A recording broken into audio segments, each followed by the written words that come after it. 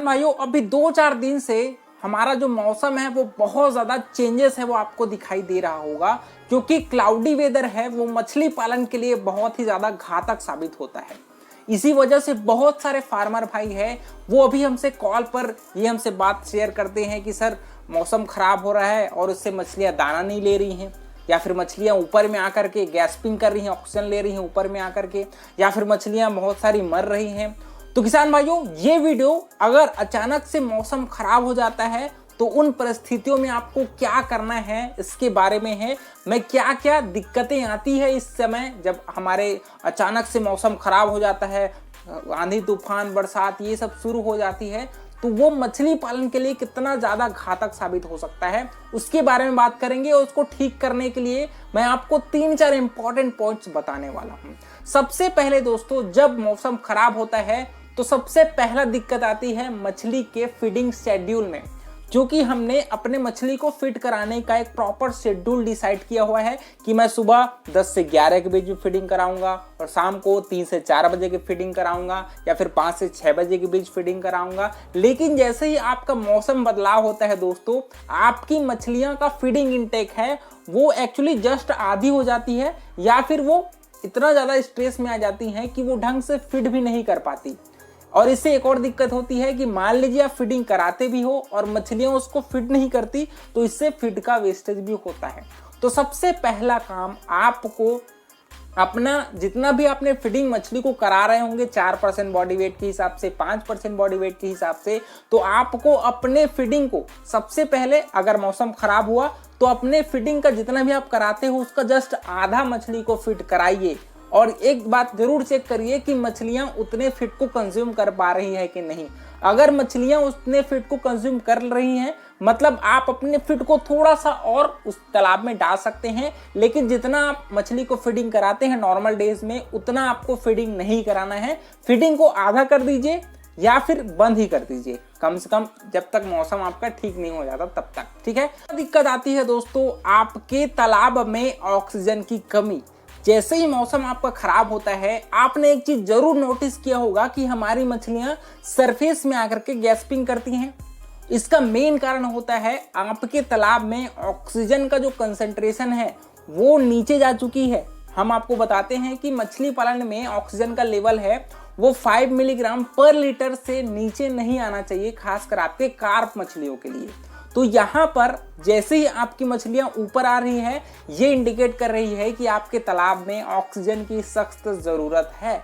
तो उस परिस्थितियों में सबसे पहला आपको काम करना है, तालाब में तुरंत आपको ऑक्सीजन टेबलेट डालना है, क्योंकि आप मोटर चालू करेंगे तो आपके तालाब में ऑक्सीजन का कंसंट्रेशन है वो धीरे से बढ़ेगा, लेकिन ऑक्सीजन टेबलेट डालने से आपके तालाब में ऑक्सीजन का जो लेवल है वो अचानक से बूस्ट होती है, जिससे जो भी मछलियां जो अभी मरने की कंडीशन में रहती है ना, उनको थोड़ा सा ऑक्सीजन मिलता है और वो थोड़ा सा उनको रिलीफ मिल जाता है कि वो और थोड़ा टाइम तक जिंदा रह पाएं। और बाकी समय आपको और कुछ उसमें ऐड करना चाहेंगे तो वो आप कर सकते हैं। तो सबसे पहला तुरंत आपको करना है तालाब में ऑक्सीजन टेबलेट डालना है। दूसरा हमको काम करना है दोस्तों, ऑक्सीजन टेबलेट डालने के बाद आपको दूसरा, अगर आपके पास सुविधा होगा तो आप एरिएटर भी चला सकते हैं। आपने पैडल व्हील एरिएटर जरूर देखा होगा मछली पालन में। तो अगर आपकी वाटर बॉडी बढ़िया 2.5 से 3 एकड़ साइज की है, बड़ी साइज की है, तो आपको डेफिनेटली तालाब में एरिएटर है वो रखना चाहिए और उसको यूज करना चाहिए, खासकर आपके क्लाउडी वेदर या फिर पानी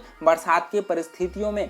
इसके अलावा अगर आप एरिएटर की सुविधा नहीं है तो आप तालाब में फ्रेश वाटर है वो अच्छे से उसी तालाब के पानी को उसी तालाब में शावर के रूप में उसको गिराइए, ताकि उसमें आपके ऑक्सीजन का जो उसमें डिफ्यूजन है वो अच्छे से हो पाए, ठीक है। तीसरा दिक्कत आती है दोस्तों, तालाब में बहुत सारे जो हार्मफुल बैक्टीरिया है उसकी संख्या है वो बढ़ जाती है, क्योंकि पानी बरसात के कंडीशन में क्या होता है आपके तालाब में बहुत सारे नए पानी हैं वो बह बह के आ जाती है ना। तो वो क्या करती है, बहुत सारे बैक्टीरिया को भी आपके तालाब में लाती हैं, जिससे वो मल्टीप्लाई होके बहुत संख्या में बढ़ जाती हैं। आपने देखा होगा कि बरसात के समय पानी है वो मटमैला भी हो जाता है, क्योंकि बहुत सारे मिट्टियां हैं वो आपके तालाब में आती हैं।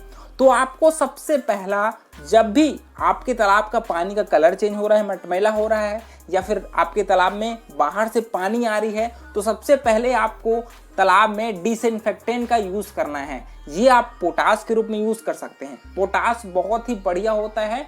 इसको आपको प्रति एकड़ आप 500 ग्राम से 1 किलो तक यूज कर सकते हैं। इसके सबसे बहुत सारे बेनिफिशियल फायदे हैं। बैक्टीरियल लोड को कम कर देती है। तालाब में आपके जो मछली के ऊपर में जो स्लाइम रहता है ना, उसके सिक्रीशन को वो बढ़ा देती है, जिससे मछली का शरीर है वो बाहरी बैक्टीरिया से उनका सुरक्षा कवच के रूप में यूज होता है ना। तो आपको तालाब में पोटाश का छिड़काई कराना है। उसको घोल करके आप तालाब में चारों तरफ अच्छे से छिड़काई करा दीजिए। ये मौसम खराब होती है तो उससे एक और दिक्कत आती है, वो है आपके प्रोडक्टिविटी में कमी। क्योंकि हमारे प्रोडक्टिविटी है वो आपके फाइटोप्लैंक्टन और ज़ूप्लैंक्टन की उपस्थिति के हिसाब से हम लोग डिसाइड करते हैं कि यार वो तालाब कितना ज़्यादा प्रोडक्टिव है मछली पालन के लिए। तो अगर आपके तालाब में पानी वगैरह गिर रही है तो आपको अपने फर्मेंटेशन का जो दर है दोस्तों, उसको थोड़ा सा आपको बढ़ाना पड़ेगा। जैसे ही आपके मौसम है वो अच्छे से नॉर्मल हो जाती है ना, उसके बाद आपको तालाब में एक बार फर्मेंटेशन आप जरूर करिए। अगर आपके पानी का कलर है वो एकदम से लाइट दिख रही है, क्योंकि उसको थोड़ा सा ग्रीन के रूप में हरा कलर आपको अपने पानी का रखना है, वो जरूरी होता है।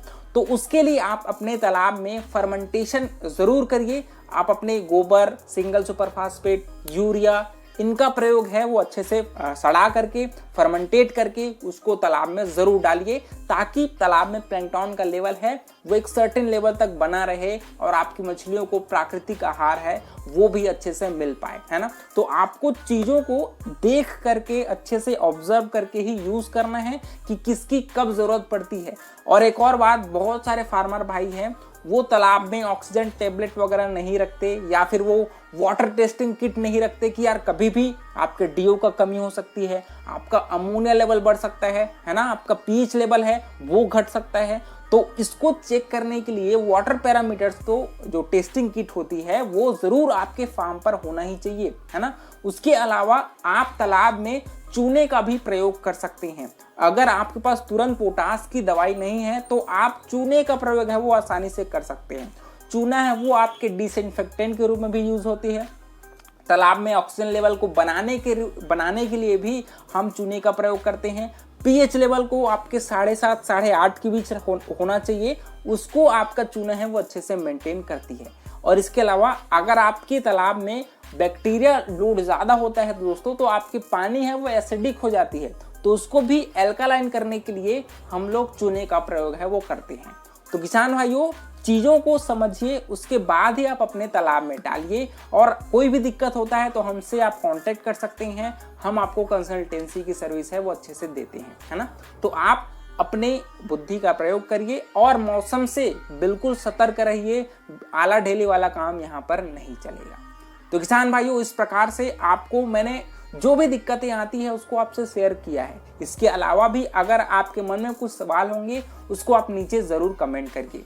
तो अगर वीडियो पसंद आएगा तो वीडियो को लाइक ज़रूर करिए। ऑस्कर फिशरीज है उसको सब्सक्राइब करिए, और आपके लिए इतना अच्छा वीडियो आपके लिए हम ऐसे ही लाते रहेंगे। तो किसान भाइयों, बड़ों का सम्मान करिए, छोटों को प्यार करिए और खुद का ढेर सारा ख्याल रखिए। Thank you, thanks for watching.